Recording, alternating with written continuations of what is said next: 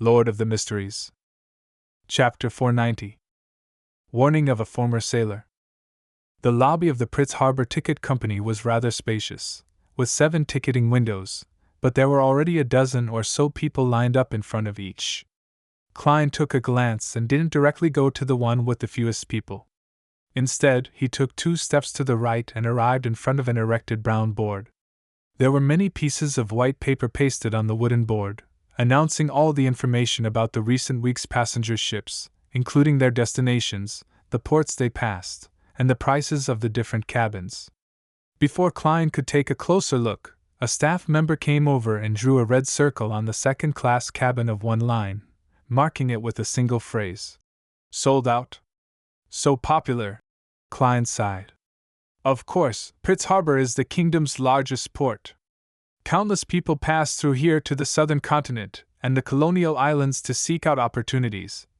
A middle-aged man who was standing next to the wooden board replied in a clearly boastful manner. He was wearing a black bonnet and a black and white checkered uniform similar to that of the police, but he had no epaulets. All he had was a seagull badge hanging from his chest, exactly identical to the logo of the Pritz Harbor Ticket Company. The middle-aged man's face, hands, and all of his exposed skin were bronze in color and rather rough. It was as if he had been exposed to the sea breeze and the sun for many years to the point of giving people the feeling that he had salt in his wrinkles. "Find the guard in the lobby if there's a dispute." This should be the guard. Klein remembered the things he had to pay attention to at the door. He didn't mind that the other party had taken the initiative to talk to him. He smiled and said, "You seem to understand this port very well?" Hearing this question, the middle-aged man replied quite smugly, "I was once a sailor with the kingdom's navy, and their main base was located at Pritz Harbor's Oak Island. I served for 15 years and spent a long time in the sea around here. If it wasn't for East Balam's war destroying my health, then I could be a sailor for another 10 years. I know this port as well as I know my wife's body." A little cultured but also a little vulgar, Klein casually chatted with him, having the intention of asking about news on the sea. "You became a guard here after retiring?" "No, I was crammed into a night school for 2 whole years as a student and as a gatekeeper. Holy Lord of Storms, can you imagine the scene of someone my age reciting with a bunch of teenagers? And they know and remember words faster than I do." The guard showed an expression that showed how unbearable it was to reflect on the past. As he spoke, he patted his thigh and sighed. "Unfortunately, my knees can't stand wet weather, otherwise I would be a part-time teacher at night. Those kids will make you feel young, but I won't deny that it's because I want to earn more money. When you have a wife and 4 children, you have to realize that you have to support your family." "Sir, you talk a little too much. Maybe that's why the ticket company hired you as a guard." Klein smiled and didn't continue with the man's topic. "I just saw the things to take note of at the door and found that canned wolffish are not permitted to be opened here. Frankly speaking, I've never heard of such a thing." The guard's expression suddenly became complicated. He pinched his nose and said, "It's a food that's popular in places like the east coast of Fay Sac and the Gargas archipelago.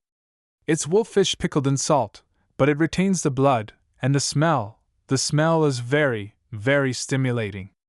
It stinks and it's disgusting. It turns out to be a food of unknown origins." Klein laughed and said, "But I don't think anyone would specially eat canned food while waiting in line to buy a ticket, right? No, you don't understand that feeling. Perhaps one day you will." The guard showed a look of lingering fear. "There was once a barbarian from the north who came here to buy a ticket. As there were already many people lined up in front, causing the hall to look like a barrel filled with fish, he became very anxious, so he opened a can of wolffish. In less than 10 seconds, only he and a few guys were left in the lobby. This is a biological weapon. An ordinary version of my biological poison bottle." Klein laughed. "In the end, he successfully bought a ticket, and a new point to take note of was added outside? The result wasn't as he expected. The lady and the gentleman in charge of ticket sales also escaped. Heh, as you know, the brains of barbarians are even worse than that of curly-haired baboons." The guard chuckled. When I was a sailor, there was a rumor at sea that a group of pirates controlled a merchant ship from Rolls. That's a city on the east coast of Fay-Sac. In short, the pirates eagerly opened their spoils, but who knew that they were barrels filled to the brim with wolf-fish? Can you guess the outcome? They fainted, vomited, and lost their fighting power, and the crew received their bounty reward. Good story. Klein tried not to laugh. He returned his gaze to the pieces of paper on the wooden board and searched for information for a ship scheduled to depart on January 5th. As a professional, he had previously divined which date was suitable for setting sail on this week. It came out to be the 5th and 8th. And among the passenger ships that headed to the Rorstad archipelago, the St. Havre and the White Agate suited him the most.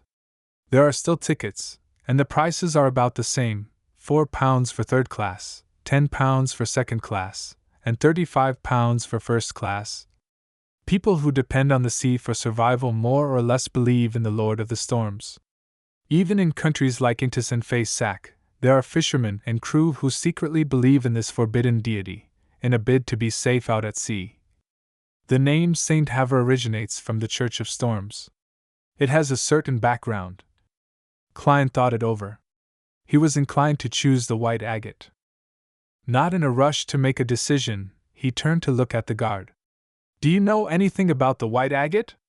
The guard immediately smiled. Sir, you have a good eye. The White Agate is a steam-powered ship, but it also retains a sail. Its maximum speed is 16 knots.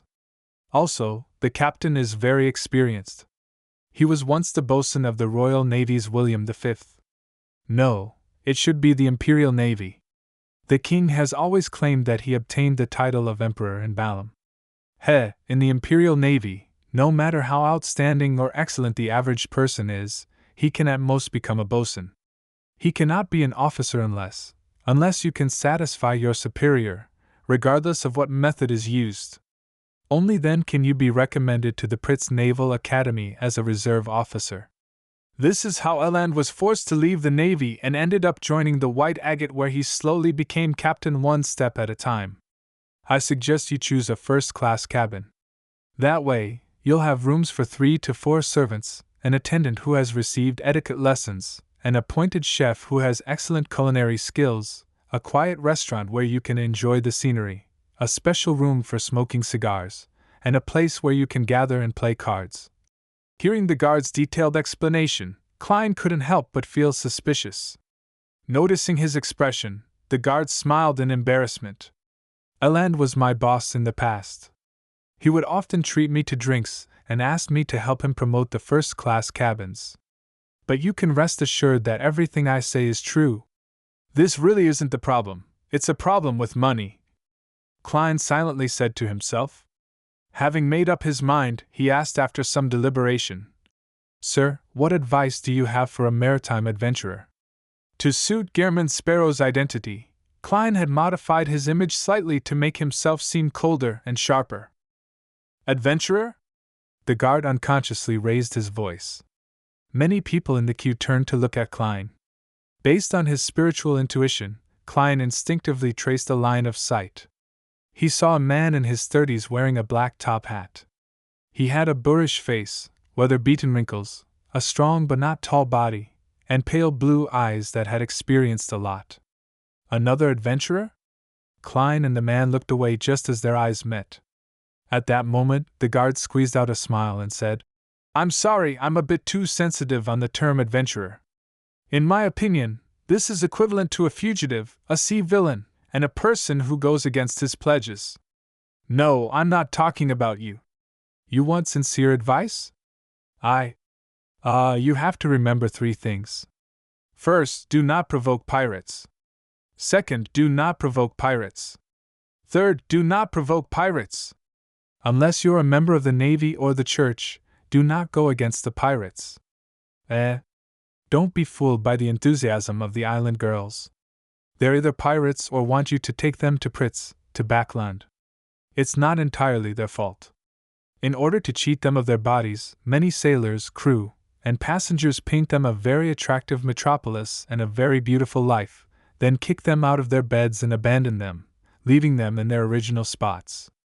What a bunch of vile people! In this era, people who live on the sea can't be too kind. Is the order at sea that bad? Pirates are this rampant? Klein nodded and said, "Thank you, I know what to do now." Saying this, he walked over to the line with the least number of people. Behind him, the guard shouted, "And the legends of treasure at sea are all fake." After buying a second-class ticket for the White Agate, Klein returned to the hotel and waited patiently for the night to descend.